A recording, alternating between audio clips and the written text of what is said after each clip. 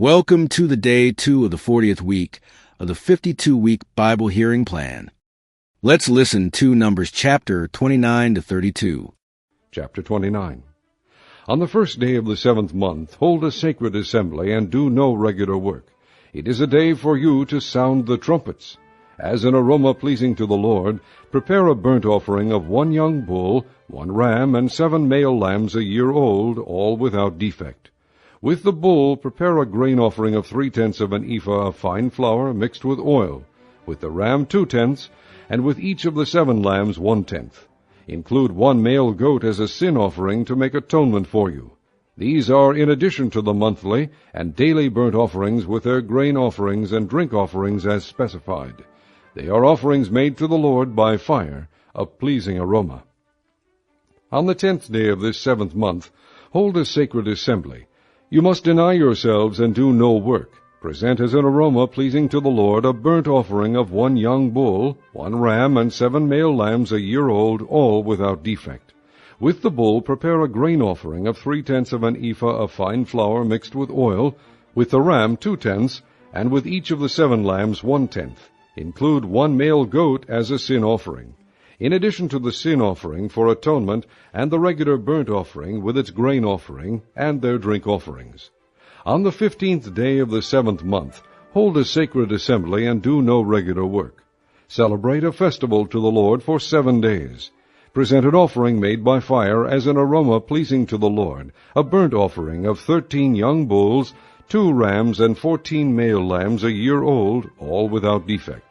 With each of the 13 bulls, prepare a grain offering of 3/10 of an ephah of fine flour mixed with oil. With each of the 2 rams 2/10, and with each of the 14 lambs 1/10. Include 1 male goat as a sin offering, in addition to the regular burnt offering with its grain offering and drink offering. On the 2nd day, prepare 12 young bulls, 2 rams, and 14 male lambs a year old, all without defect. With the bulls, rams, and lambs, prepare their grain offerings and drink offerings according to the number specified. Include 1 male goat as a sin offering, in addition to the regular burnt offering with its grain offering and their drink offerings. On the 3rd day, prepare 11 bulls, 2 rams, and 14 male lambs a year old, all without defect. With the bulls, rams, and lambs, prepare their grain offerings and drink offerings according to the number specified. Include 1 male goat as a sin offering, in addition to the regular burnt offering with its grain offering and drink offering. On the 4th day, prepare 10 bulls, 2 rams, and 14 male lambs a year old, all without defect. With the bulls, rams, and lambs, prepare their grain offerings and drink offerings according to the number specified. Include 1 male goat as a sin offering, in addition to the regular burnt offering with its grain offering and drink offering. On the 5th day, prepare 9 bulls, 2 rams, and 14 male lambs a year old, all without defect. With the bulls, rams, and lambs, prepare their grain offerings and drink offerings according to the number specified. Include 1 male goat as a sin offering, in addition to the regular burnt offering with its grain offering and drink offering. On the 6th day, prepare 8 bulls, 2 rams, and 14 male lambs a year old, all without defect. With the bulls, rams, and lambs, prepare their grain offerings and drink offerings according to the number specified. Include 1 male goat as a sin offering, in addition to the regular burnt offering with its grain offering and drink offering. On the 7th day, prepare 7 bulls, 2 rams, and 14 male lambs a year old, all without defect. With the bulls, rams, and lambs, prepare their grain offerings and drink offerings according to the number specified. Include 1 male goat as a sin offering, in addition to the regular burnt offering with its grain offering and drink offering. On the 8th day, hold an assembly and do no regular work. Present an offering made by fire as an aroma pleasing to the Lord, a burnt offering of 1 bull, 1 ram, and 7 male lambs a year old, all without defect. With the bull, the ram, and the lambs, prepare their grain offerings and drink offerings according to the number specified. Include 1 male goat as a sin offering, in addition to the regular burnt offering with its grain offering and drink offering. In addition to what you vow and your free will offerings, prepare these for the Lord at your appointed feasts, your burnt offerings, grain offerings, drink offerings, and fellowship offerings. Moses told the Israelites all that the Lord commanded him. Chapter 30. Moses said to the heads of the tribes of Israel, "This is what the Lord commands.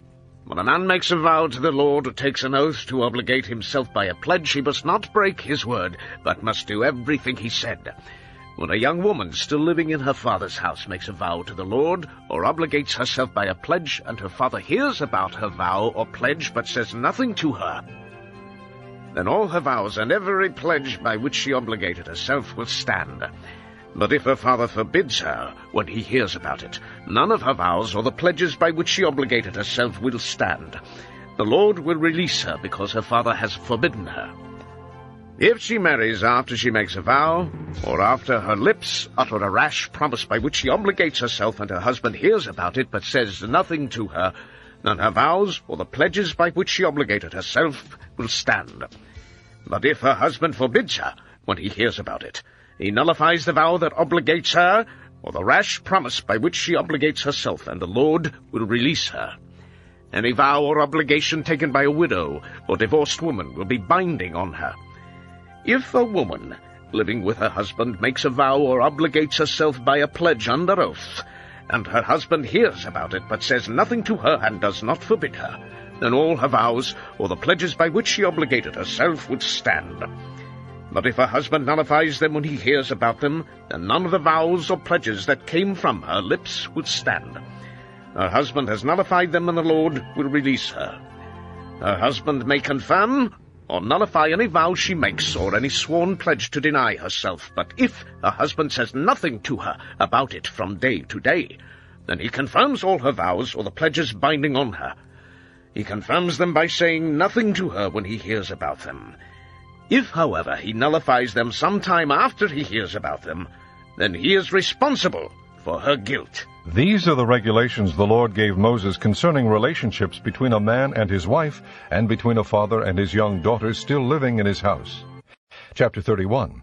The Lord said to Moses, Take vengeance on the Midianites for the Israelites. After that you will be gathered to your people. So Moses said to the people, Arm some of your men to go to war against the Midianites, and to carry out the Lord's vengeance on them. Send into battle 1,000 men from each of the tribes of Israel. So 12,000 men armed for battle, 1,000 from each tribe, were supplied from the clans of Israel. Moses sent them into battle, 1,000 from each tribe, along with Phinehas son of Eleazar the priest, who took with him articles from the sanctuary and the trumpets for signaling. They fought against Midian, as the Lord commanded Moses, and killed every man. Among their victims were Evi, Rechem, Zur, Hur, and Reba, the 5 kings of Midian. They also killed Balaam son of Beor with the sword. The Israelites captured the Midianite women and children, and took all the Midianite herds, flocks, and goods as plunder. They burned all the towns where the Midianites had settled, as well as all their camps. They took all the plunder and spoils, including the people and animals, and brought the captives, spoils, and plunder to Moses and Eleazar the priest, and the Israelite assembly at their camp on the plains of Moab, by the Jordan across from Jericho. Moses, Eleazar the priest, and all the leaders of the community went to meet them outside the camp. Moses was angry with the officers of the army, the commanders of thousands and commanders of hundreds, who returned from the battle. Have you allowed all the women to live? He asked them. They were the ones who followed Balaam's advice and were the means of turning the Israelites away from the Lord in what happened at Peor, so that a plague struck the Lord's people. Now, kill all the boys, and kill every woman who has slept with a man, but save for yourselves every girl who has never slept with a man. All of you who have killed anyone or touched anyone who has killed must stay outside the camp 7 days. On the 3rd and 7th days you must purify yourselves and your captives. Purify every garment, as well as everything made of leather, goat hair, or wood. Then Eleazar the priest said to the soldiers who had gone into battle, This is the requirement of the law that the Lord gave Moses. Gold, silver, bronze, iron, tin, lead, and anything else that can withstand fire must be put through the fire, and then it will be clean. But it must also be purified with the water of cleansing. And whatever cannot withstand fire must be put through that water. On the 7th day wash your clothes, and you will be clean. Then you may come into the camp. The Lord said to Moses, You and Eleazar the priest and the family heads of the community are to count all the people and animals that were captured. Divide the spoils between the soldiers who took part in the battle and the rest of the community. From the soldiers who fought in the battle, set apart as tribute for the Lord 1 out of every 500, whether persons, cattle, donkeys, sheep, or goats. Take this tribute from their half share and give it to Eleazar the priest as the Lord's part. From the Israelites' half, select 1 out of every 50, whether persons, cattle, donkeys, sheep, goats, or other animals. Give them to the Levites, who are responsible for the care of the Lord's tabernacle. So Moses and Eleazar the priest did as the Lord commanded Moses. The plunder remaining from the spoils that the soldiers took was 675,000 sheep, 72,000 cattle, 61,000 donkeys, and 32,000 women who had never slept with a man. The half share of those who fought in the battle was 337,500 sheep, of which the tribute for the Lord was 675. 36,000 cattle, of which the tribute for the Lord was 72. 30,500 donkeys, of which the tribute for the Lord was 61. 16,000 people, of which the tribute for the Lord was 32. Moses gave the tribute to Eleazar the priest as the Lord's part, as the Lord commanded Moses. The half belonging to the Israelites, which Moses set apart from that of the fighting men, the community's half, was 337,500 sheep, 36,000 cattle, 30,500 donkeys, and 16,000 people. From the Israelites' half, Moses selected 1 out of every 50 persons and animals, as the Lord commanded him, and gave them to the Levites, who were responsible for the care of the Lord's tabernacle. Then the officers who were over the units of the army, the commanders of thousands and commanders of hundreds, went to Moses and said to him, Your servants have counted the soldiers under our command, and not one is missing. So we have brought as an offering to the Lord the gold articles each of us acquired, armlets, bracelets, signet rings, earrings, and necklaces, to make atonement for ourselves before the Lord. Moses and Eleazar the priest accepted from them the gold, all the crafted articles, all the gold from the commanders of thousands and commanders of hundreds that Moses and Eleazar presented as a gift to the Lord, weighed 16,750 shekels. Each soldier had taken plunder for himself. Moses and Eleazar the priest accepted the gold from the commanders of thousands and commanders of hundreds, and brought it into the tent of meeting as a memorial for the Israelites before the Lord. Chapter 32. The Reubenites and Gadites, who had very large herds and flocks, saw that the lands of Jazer and Gilead were suitable for livestock. So they came to Moses and Eleazar the priest, and to the leaders of the community, and said, Ataroth, Dibon, Jazer, Nimrah, Heshbon, Elealeh, Sebam, Nebo, and Beon, the land the Lord subdued before the people of Israel, are suitable for livestock, and your servants have livestock. If we have found favor in your eyes, they said, let this land be given to your servants as our possession. Do not make us cross the Jordan. Moses said to the Gadites and Reubenites, Shall your countrymen go to war while you sit here? Why do you discourage the Israelites from going over into the land the Lord has given them? This is what your fathers did when I sent them from Kadesh Barnea to look over the land. After they went up to the valley of Eshcol and viewed the land, they discouraged the Israelites from entering the land the Lord had given them. The Lord's anger was aroused that day, and he swore this oath. Because they have not followed me wholeheartedly, not one of the men 20 years old or more who came up out of Egypt will see the land I promised on oath to Abraham, Isaac, and Jacob. Not one except Caleb, son of Jephunneh the Kenizzite, and Joshua, son of Nun, for they follow the Lord wholeheartedly. The Lord's anger burned against Israel, and he made them wander in the desert 40 years, until the whole generation of those who had done evil in his sight was gone.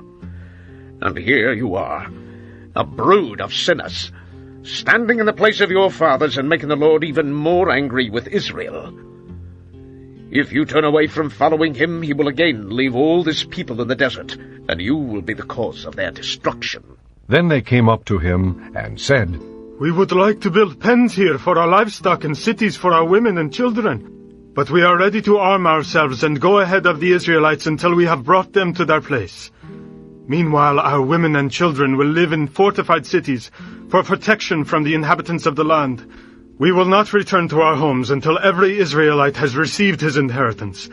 We will not receive any inheritance with them on the other side of the Jordan, because our inheritance has come to us on the east side of the Jordan. Then Moses said to them, If you will do this, if you will arm yourselves before the Lord for battle, and if all of you will go armed over the Jordan before the Lord until he has driven his enemies out before him, then when the land is subdued before the Lord, you may return and be free from your obligation to the Lord and to Israel. And this land will be your possession before the Lord. But if you fail to do this, you will be sinning against the Lord, and you may be sure that your sin will find you out. Build cities for your women and children, and pens for your flocks, but do what you have promised. The Gadites and Reubenites said to Moses, We, your servants, will do as our Lord commands. Our children and wives, our flocks and herds will remain here in the cities of Gilead. But your servants, every man armed for battle, will cross over to fight before the Lord, just as our Lord says. Then Moses gave orders about them to Eleazar the priest and Joshua son of Nun, and to the family heads of the Israelite tribes. He said to them, Let the Gadites and Reubenites, every man armed for battle, cross over the Jordan with you before the Lord. Then when the land is subdued before you, give them the land of Gilead as their possession. But if they do not cross over with you armed, they must accept their possession with you in Canaan. The Gadites and Reubenites answered, Your servants will do what the Lord has said. We will cross over before the Lord into Canaan armed, but the property we inherit will be on this side of the Jordan. Then Moses gave to the Gadites, the Reubenites, and the half-tribe of Manasseh son of Joseph the kingdom of Sihon king of the Amorites, and the kingdom of Og king of Bashan, the whole land with its cities and the territory around them. The Gadites built up Dibon, Ataroth, Aroer, Atroth Sophan, Jazer, Jogbeha, Beth Nimrah, and Beth Haran as fortified cities, and built pens for their flocks. And the Reubenites rebuilt Heshbon, Elealeh, and Kiriathaim, as well as Nebo and Baal-Meon. These names were changed, and Shibmah. They gave names to the cities they rebuilt. The descendants of Machir son of Manasseh went to Gilead, captured it, and drove out the Amorites who were there. So Moses gave Gilead to the Machirites, the descendants of Manasseh, and they settled there. Jair, a descendant of Manasseh, captured their settlements and called them Havoth Jair. And Nobah captured Kenath and its surrounding settlements and called it Nobah after himself.